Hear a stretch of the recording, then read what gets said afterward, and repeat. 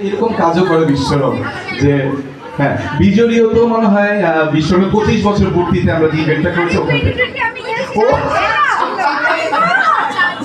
হ্যাঁ বিজয়ী অনেক মজার মজার অভিজ্ঞতা আছে হিমিকে নিয়ে আমাদের আসলে 5 মাসের জার্নি যারা ছিল বিজয়ী কামরুল ভাই আর আমি যাক বাকিটা একটু হিমি বলবো। আমি কিন্তু খুব নার্ভাস, মানে ইউজুয়ালি কথা বলতে গেলে আমি এত নার্ভাস থাকি না, কিন্তু দাদা যেরকম আমাদের পছন্দের মানুষ তেমনি আমি দাদাকে অনেক বেশি ভয় পাই।